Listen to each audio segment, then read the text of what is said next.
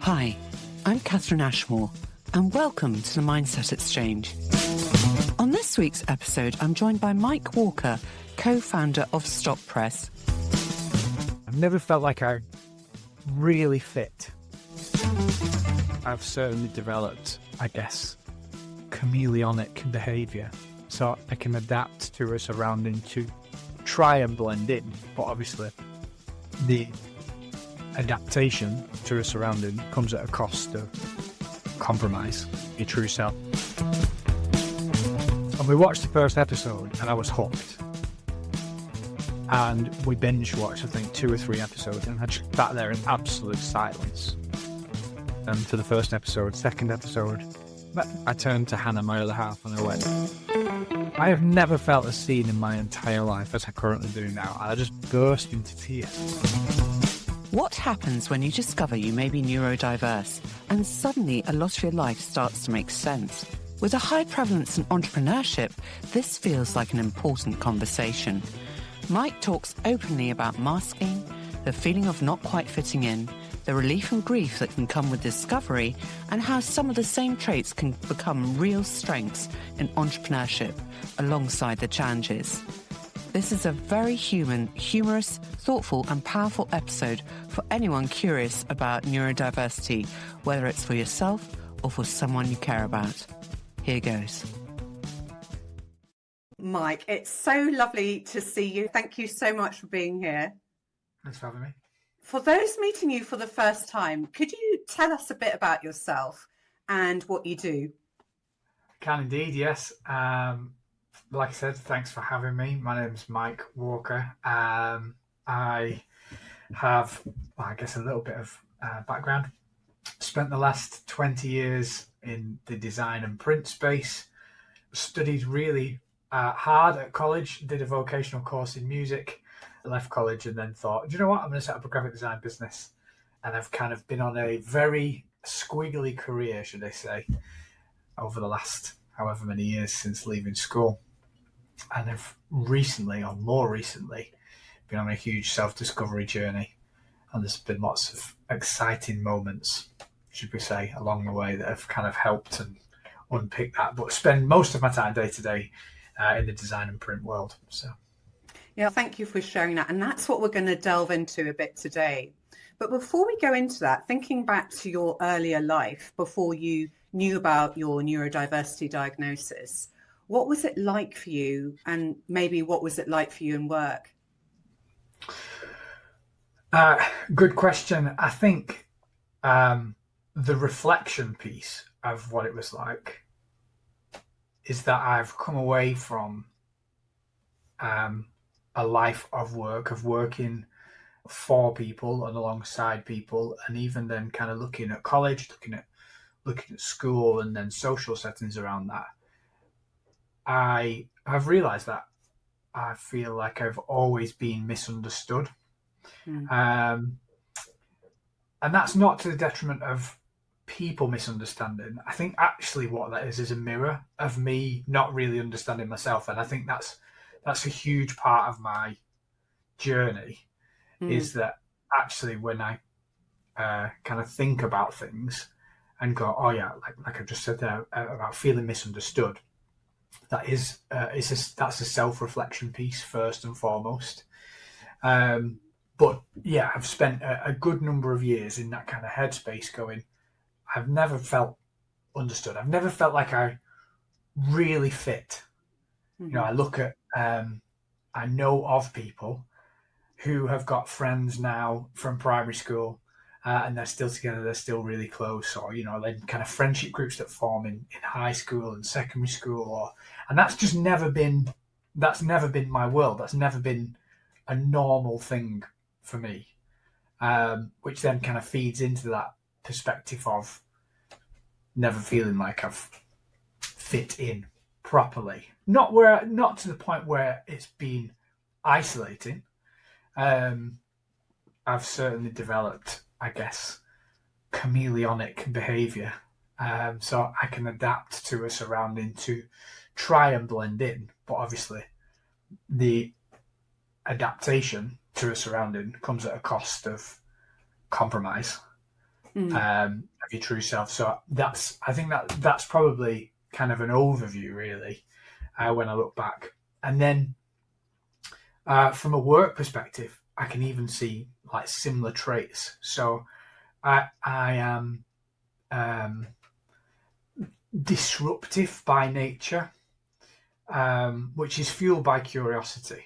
So I'll go into a setting and I can see this now. Again, hindsight's a wonderful thing, right? I can look at each paid position that I've been in and see now, looking back through the lens of neurodiversity and having a greater understanding of autism, I can see why the events have happened the way they've happened, of that kind of curious disruption of, someone saying something and me kind of going, I'm not sure that's going to work. Rather than kind of just going, okay, yeah, let's do that. And brought about that challenge to kind of push for better or further development in a certain business case, for example, where it's actually then started to create friction. And like I said, now I'm on the other side, looking back going, okay, I can see why that tension was there now, time and time again. Yeah. And you kindly were open about how it made you feel and about the fit. What was it that led you to discover that you were neurodiverse? I like this. It's very anecdotal of a story. My wife and I were sat watching a TV series. I have friends in my world who are on neuro journeys also. So that was kind of, I had some learnings there, because I'm thinking, okay, well, I've got a friend who's got ADHD, and I'm going, okay, how can I be a better friend? If I need to understand ADHD a little bit more so I can understand him and help and bring out the best in him and be the best friend that I can be to him. And it's interesting because we've had a number of conversations back and forth where he's said fleetingly, like, how have you never been diagnosed? And then I've probably always, for as long as I can remember, I've always had this language around openly saying that I've got OCD without any level of formal diagnosis. And that's still the case now. In terms of formal diagnosis, that's a pathway and a journey that I'm on, and I'm just kind of in the queue, waiting in the system, whilst doing the self-learning and the self-reflection piece. So I've always muted about this OCD thing. So I've obviously been subconsciously aware, but never kind of pushed for a diagnosis. And then anyway, as I was saying, my wife and I were sat watching a TV show. We watched the first episode, just stick something on telly, just easy watching, laid back, might be a little bit funny. And we watched the first episode and I was hooked. And we binge watched, I think, 2 or 3 episodes, and I just sat there in absolute silence for the first episode. Second episode, maybe about 20 minutes episode, I turned to Hannah, my other half, and I went, I have never felt as seen in my entire life as I currently do now. And I just burst into tears. We were watching at home with the Furies. The TV production is brilliant around the whole show. But I'm just watching this family exist, and I'm watching Tyson Fury kind of be really open, be really vulnerable, and talk about where he's at. And I just connected through the TV, but felt that I couldn't say anything. So we're 2 hours and 20 minutes into the show, and for those first 2 hours and 20 minutes into that third episode, I'm sat there going, I can't say this out loud. This is going to sound so stupid. Like, that thought was there from probably the first 15 minutes in, of that level of connection, of just going, my word, I feel so seen. And it's interesting because when I then finally had the courage in the moment to say, I can't, like, I've never felt as seen as this, Hannah turned around to me and she was like, I was just thinking, I've been thinking about saying for the last episode or so, it's literally like living with you. Random Saturday night TV watching, and this whole world just kind of opened up. What was it that you thought, gosh, this is just me? What were the traits or things that were being depicted in the program? And you just thought, that is me. I think the biggest thing now, Tyson Fury is ADHD and is bipolar from memory. The biggest kind of draw through that I saw was this in and out behavior of how he interacts and how he deals with social situations. Mm-hmm. Now, whether that's family social, whether that's wider social, and obviously I say that I'm very similar to Tyson Fury. I'm nothing like Tyson Fury whatsoever in many, many ways. But yeah, I owe a lot to him and his family through putting that show on, that's for sure. But that sense of being in an environment and going, I'm not entirely comfortable, but having the confidence to be able to leave. Yeah. And that becoming then okay, and that developing as a habit and a behaviour. Because I've always been on the other side of that, where I've been in social situations and I've been internally screaming to leave, but felt the pressure to stay, so I haven't stayed. So yeah, Tyson Fury, high five if you're listening.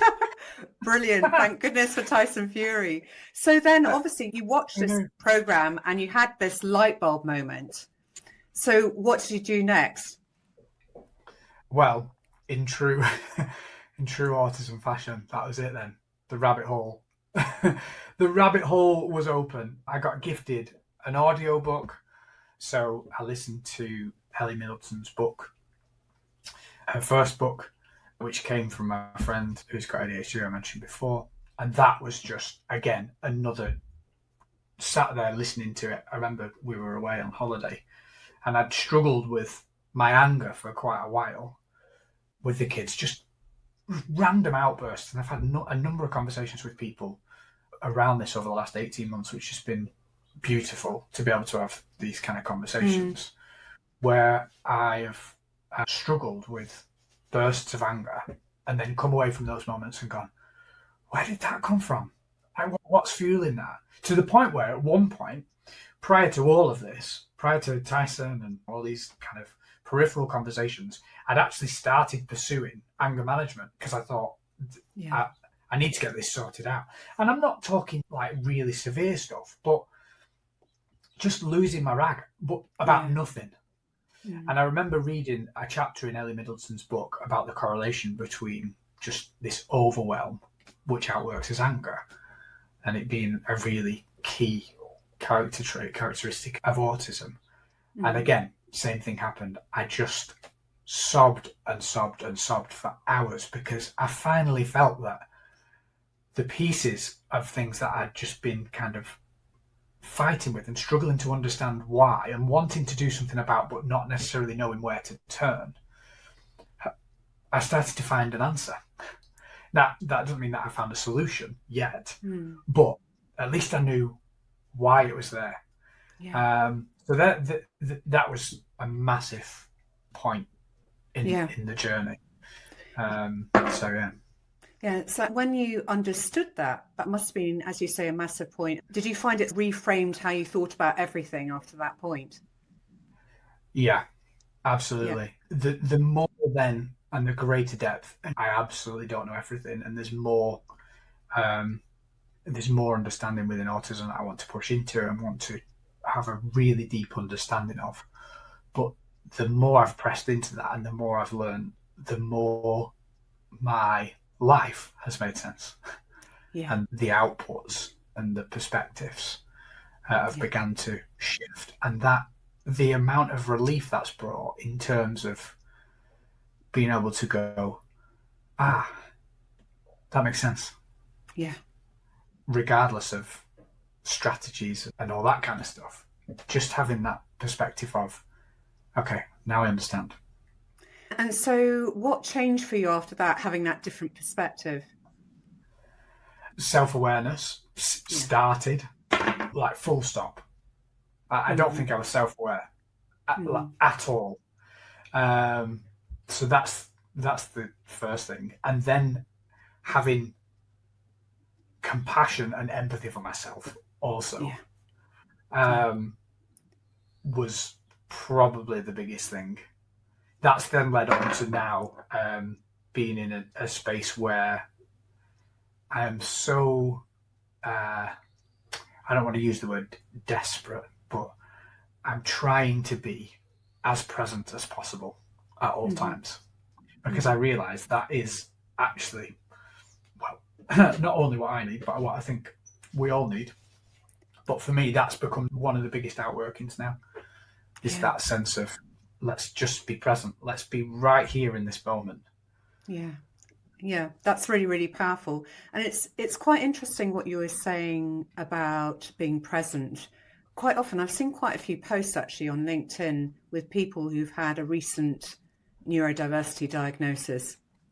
And I just wondered how you felt about this, because it can be a really natural reaction, especially when you first get a diagnosis, to feel like it defines you, or it then becomes a big focus, especially if you felt historically different from the societal norm.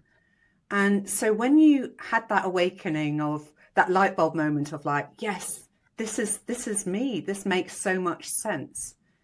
Yeah. How did you manage those feelings early on with, yes, I now know what this might be, but what next? Great question. I think there's a piece in there that may or may not get overlooked between that light bulb, because it is that language around light bulb moment is exactly that. You know, those moments where you're just crying because you finally found like an answer. They are light bulb moments. But between the light bulb moment and between the, okay, what next, there's and I know I experienced this, and I know a few others who I've spoke to are similar. There's a moment of grief where you then reflect really hard on what's happened and seasons of life and things that have occurred and things that have cropped up, where you go, if only I'd have known sooner.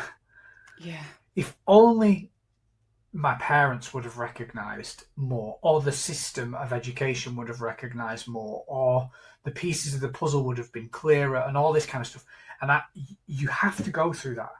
You have to go through that moment of grief, because there's healing in that. Interestingly, I think in terms of like, okay, now I have to be aware not to fall into that, because that can become, the grief thing can become a trap, and we can sit and we can dwell and we can stay in that, and sometimes that feels really comfortable, to be able to go, well, this hasn't worked out because of this, and if I would have found out earlier, then this output would have been different. Yeah, maybe, but you have to go through that, but you can't stay there. And I experienced that grief moment for a good few weeks, where I was reflecting on all sorts of different things. You know, like I touched on before, the kind of the peer relationships, the way that my squiggly career had happened, the things I've pursued, the things I've not pursued, the things I've neglected, the relationship with my family, and then wider family from there. All that kind of stuff gets thrown through that mill. And then off the back of that, we get to that point where we go, okay, like now what? What does now what does it mean? And I think the empathy and self-care thing in that, and the self-awareness, they're the key drivers for me now, in terms of creating environments that are healthy, that I can thrive in. And I don't get that right all the time. I sometimes catch myself going, I'm using this as an excuse. If I'm going to be completely honest, I know full well that in the last 12 months, I've not done things and I've used autism as an excuse, where I probably should have just gone, you can do that. you would have done it and would have benefited from it. So yeah, it's tricky. Yeah. So how long ago was it that you recognised that you had autism and you were neurodiverse? We're probably coming up to about 18, 24 months ago. Yeah. Where So it was, it's still relatively fresh, so to speak. And one of the things that's quite common that I speak to people with any form of diagnosis actually is, one, how things make sense and that relief of understanding where one's at. But secondly, as you kindly shared with us, that grieving process of what could have been. And there's that crossroads, isn't there? You have a conscious decision. Yes, I know this is what's happened and what could have been. But one can often reframe that by thinking, how powerful will my future look like now that I know this information? And often we can get stuck or feel trapped when we feel out of control. And when you know what the situation is, did you feel like suddenly you've got your control back? Or is that the wrong word? And I wouldn't say it's the wrong word. It's certainly, I mean, that's interesting language in terms of control. I've not thought about it from that perspective. But yeah, and I think maybe I'm thinking, but I think I'm actually thinking, I'm less concentrating on the word control and I'm more concentrating on the word back, as in control back. Yeah. And my gut response is actually saying, I feel like I've never really had control. And now I am learning what that actually means for me. Yeah. To be in control and to take a different level of responsibility. And again, if I look back over scenarios where I've certainly not been in control, and I have a habit of, again, very character trait, of saying yes, of overcommitting. I've not wanted to let, that kind of people pleasing piece is huge within the autism community. Yes, I can do that. No problem. Yeah, I'll be there.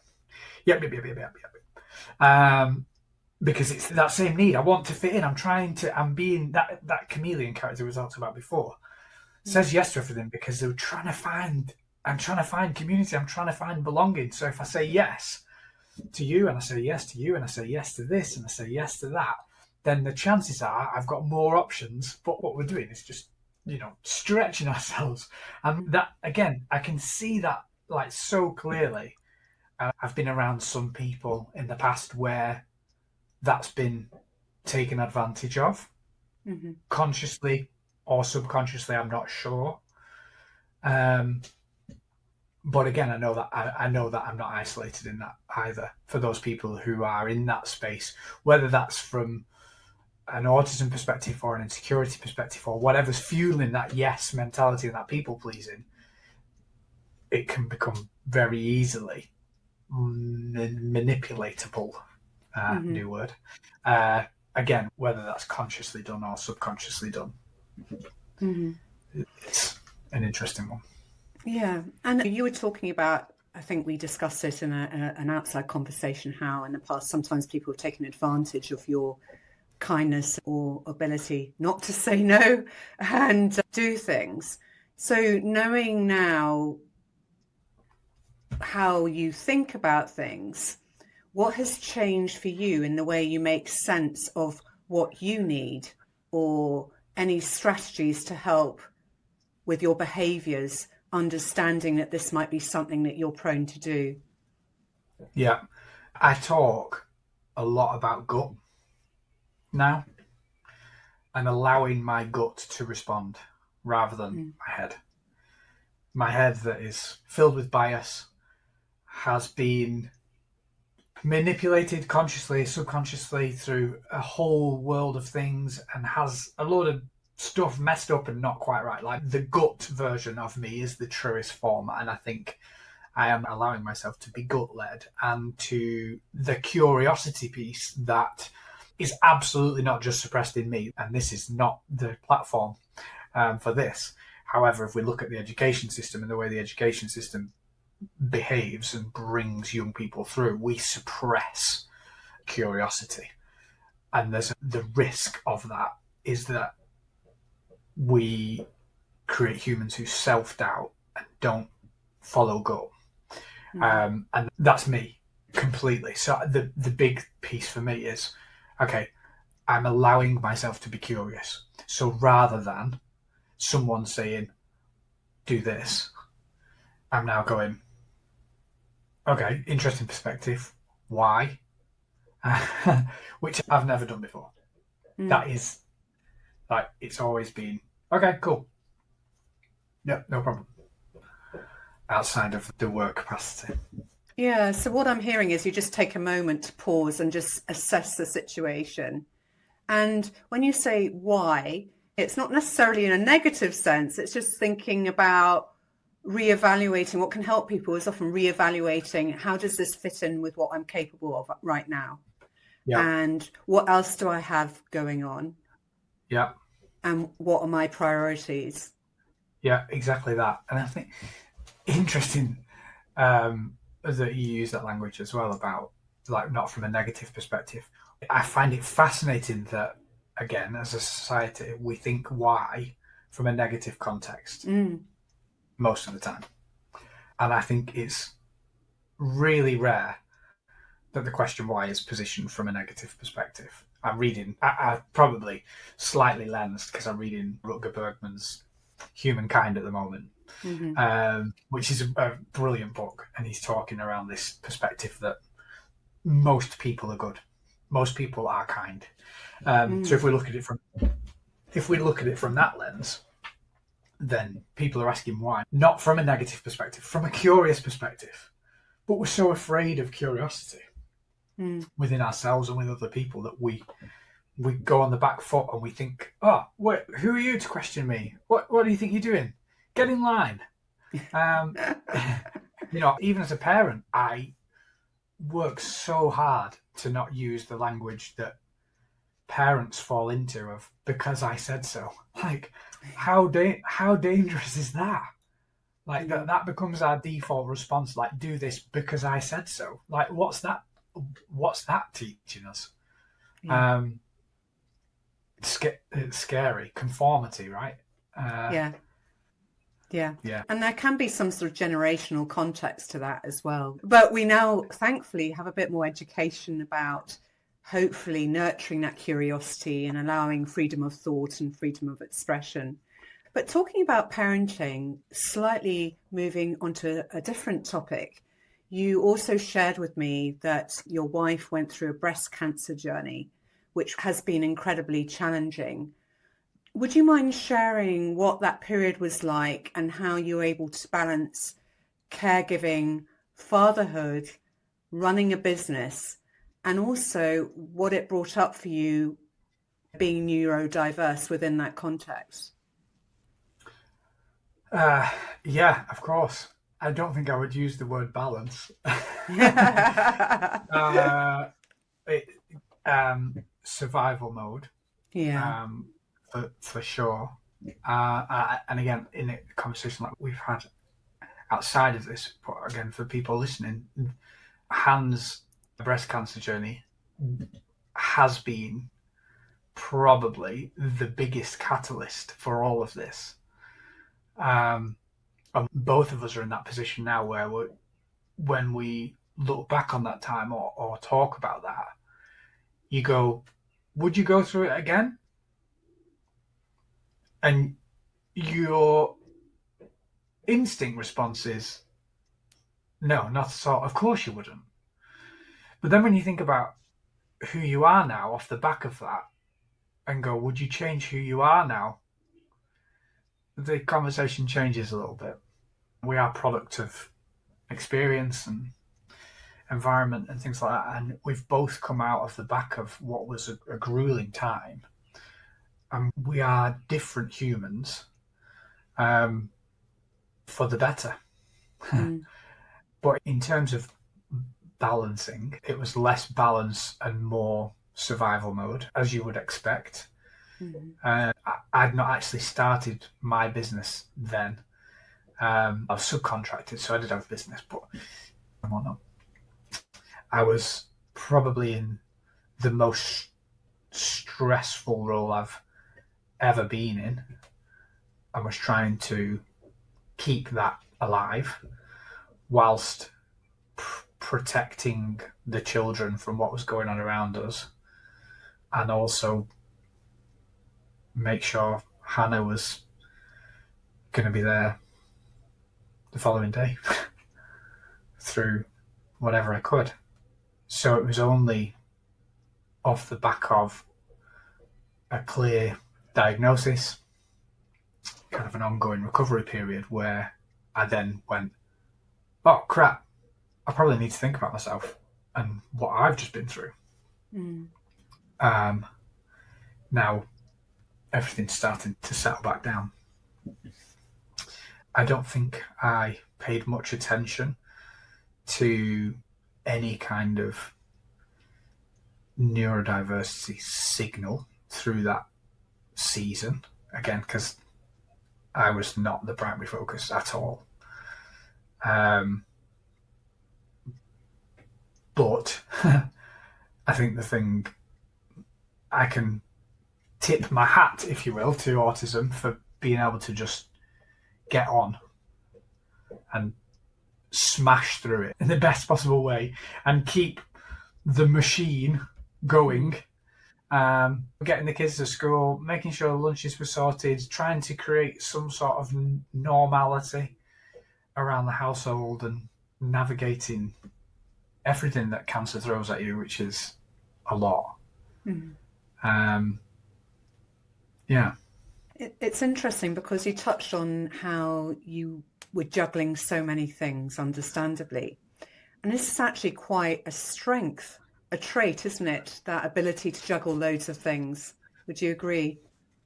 Yeah, definitely. I'm really good at multitasking. Which again, randomly, and I've not really thought about this much.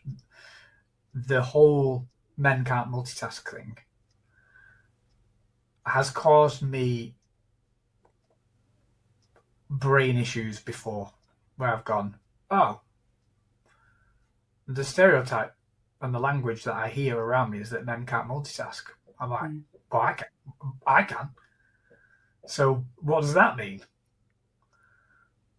And again, all back to that fitting in, community, sense of belonging. Yeah, it's interesting because societal ideas or societal conditioning or norms can really impact us on so many levels. How do you think the ideas about normal or success have impacted or currently impact how you see yourself? I am reframing. It comes back to that control piece that we talked about. I'm finding control.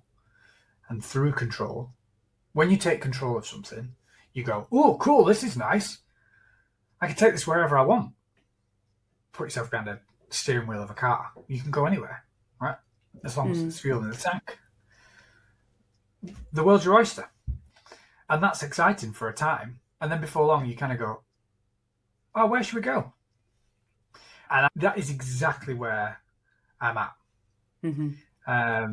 On a number of things at the moment in terms of redefining success. I have chased things, and again, I can look back, I can see traits. I've chased so many things that I thought were the thing to chase because everybody else is chasing that. And I'm now in a position where I am creating pockets of air to redefine what success looks like, or to find maybe what success looks like for me. Yeah. And then our family. In fact, I've probably got a better understanding of what success looks like for our family than I have of what success looks like for me.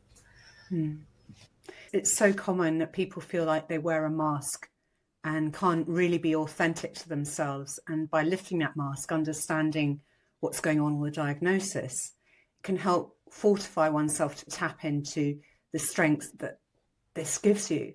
Has your neurodiversity influenced your journey then as a business owner or entrepreneur, would you say? In what ways has it helped or challenged you? I think the success criteria has definitely influenced that. I have struggled working for other people previously because of what I now know as undiagnosed autism, and me not having enough self-awareness, basically, to be able to navigate those relationships healthily. I have learned, and I am learning how to do that now, and I've had to have my own business to be able to do that. Will I have my own business? I don't actually know. I'm not sure. Is that actually what I want? Is that what success looks like for me? Having my own business, being in control, being my own boss. Right now, I don't know. But I've had to do that to be able to learn how to navigate those conversations. So then I can kind of reflect back on success. But that is exactly where I'm at the moment. Yeah, and success means different things for different people, and also it changes, doesn't it, according to our values. I'm conscious of the time, so we're winding up soon, not just yet. But I wanted to ask you, because I think you came to your diagnosis quite late, so to speak, in life, and that's not uncommon. What advice would you give to others who discover their neurodiversity later on in life?